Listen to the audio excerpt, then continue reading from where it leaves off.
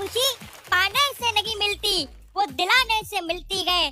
जो खुशी खाने से नहीं मिलती, वो खिलाने से मिलती है। और इसीलिए मैं हर रोज सबको हंसाता रहता हूँ, क्योंकि जो खुशी हंसने से नहीं मिलती, वो हंसाने से मिलती है। शिखर जी, मैंने 4 हाजमोला खाई। अच्छा। फिर भी सुष्मिता और ललित एक दूसरे के साथ डेट क्यों कर रहे हैं, हाँ। ये बात आज तक हजम नहीं हुई।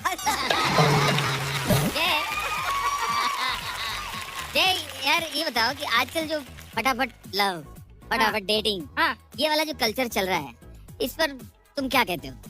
राजू भाई, मुझे पता नहीं आजकल लोगों को प्यार कैसे मिल जाता है। अच्छा। मुझे तो रजाई का कोना भी नहीं मिल रहा। और देखिए सर, लड़कियों की वजह से बहुत सारे लड़के पहले तो अरिजीत के गाने सुनते हैं और फिर बाद में कबीर सिंह बन जाते और ब्रेकअप से निकलने के लिए शराब पीते। अच्छा। ये हमारे शंभू जी बहुत शराब पी रहे थे। मैंने कहा इतनी क्यों पीते हो? बोले क्या बताऊं जय भाई, जिस लड़की को भूलने के लिए शराब पी रहा था, उसका नाम ही नहीं याद आ रहा। कि हमारे रजत जी मेरे पास आए और कहने लगे, आज मैं मेरी गर्लफ्रेंड को याद करके 1 घंटा रोए। बाद में पता चला मेरी तो शादी हो गई, वापस 2 घंटा रोए।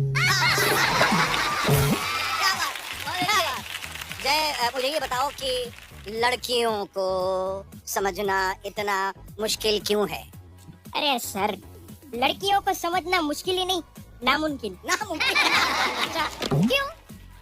लड़कियां तैयार किसी और के लिए होती है और इम्प्रेस कोई और हो जाती। अरे यार, बेचारे मर्दों की जिंदगी में रखा ही क्या है। पहले टीचर मुर्गा बनाती थी, अब गर्लफ्रेंड उल्लू बनाती है, और शादी के बाद पत्नी गधा बना देती।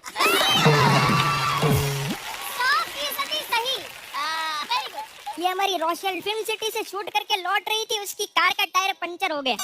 उसने अपने हस्बैंड को फोन किया, उसने नहीं उठाया। फिर घर पे उसने अपने पिताजी को फोन किया कि पिताजी मेरी कार का टायर पंचर हो गया है, आप जल्दी से आ जाओ।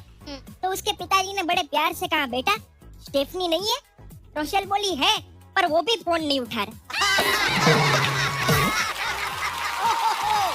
अच्छा रोशल, तुम मेरे बारे में बात कर रहे हो? हाँ, तुम खुद सिंगल हो, कोई लड़की पसंद नहीं आई अभी तक?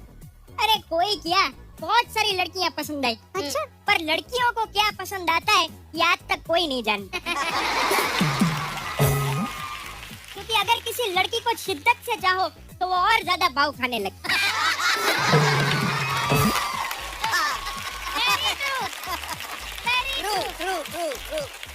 जय भाई, आप इधर उधर क्यों घूम रहे हो? आप रोशल को डायरेक्टली डेट के लिए पूछ लो ना।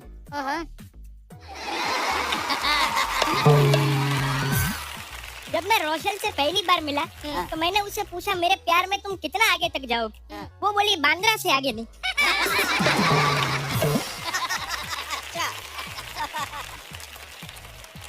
मुझे लगता है ये सब गर्लफ्रेंड वर्लफ्रेंड के चक्कर में तुम मत पड़ो। तुम्हारे लिए I think arranged marriage best हो।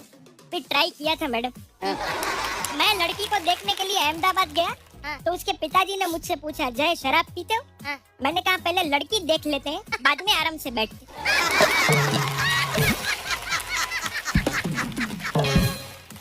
उसके पिताजी ने मुझे बहुत मारा। तब से मैंने डिसाइड कर लिया कि मैं शादी के चक्कर में पड़ूंगा ही। क्योंकि आप खुद ही सोचो, अगर किसी लड़की से प्यार हो जाए तो सबसे पहले तो उस लड़की के पीछे चक्कर लगाओ, फिर उसके बाद उसके घर वालों को खुश करने के लिए उसके घर के चक्कर लगाओ, फिर लड़की को इम्प्रेस करने के लिए शॉपिंग मॉल के चक्कर लगाओ, फिर शादी के वक्त अग्नि के 7 फेरों के चक्कर लगाओ, बिल्कुल। और शादी टिकी तो ठीक, वरना डाइवोर्स के लिए कोर्ट के चक्कर लगाओ।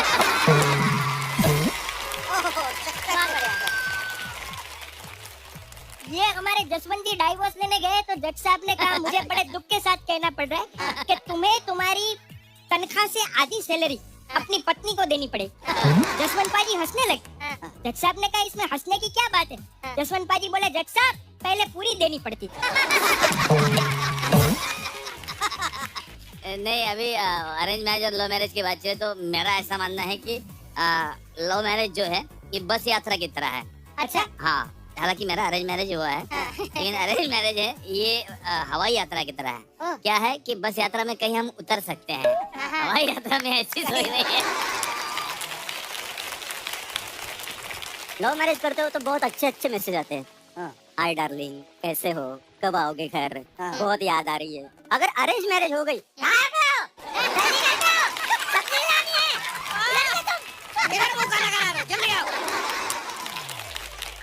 देखिए सर, मेरे साथ तो ये खूबसूरती है कि मुझे वो कह ही नहीं सकती कहाँ मुँह काला करा रहे हो।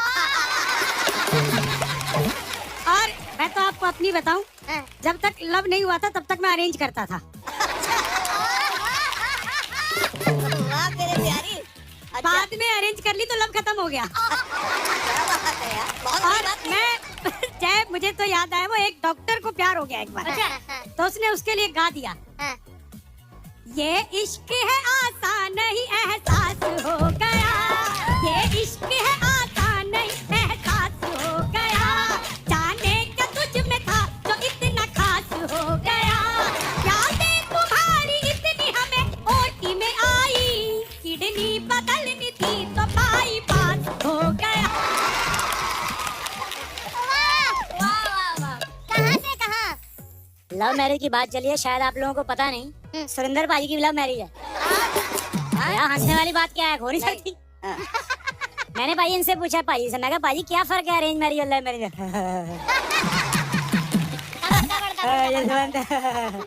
देखो अरेंज मैरिज ऐसे होती है जैसे आदमी सड़क पे जा रहा है, अचानक से झाड़ियों में से सांप निकल के काट ले। और मैं कहा लव मैरिज ऐसे है, आदमी झाड़ियों के पास जाए, 5 मिनट भीड़ बजाए, आज सांप मुझे काट। ये बेस्ट डेफिनेशन है of the difference between love and arrange marriage. Best definition. ये लव मैरिज का ये सिलसिला अगर शुरू होगा तो कभी खत्म नहीं होगा। तो फिलहाल जय पे आ जाते हैं, ये बताओ कि तुम्हें ऐसा क्यों लगता है कि दुनिया के सारे जो पति पत्नी है वो पीड़ित है? क्या शेखर जी, आपकी शेखर जी, हाँ, क्या आपकी खुद की आवाज में जो दर्द है वो देख के आपको नहीं पता चल रहा?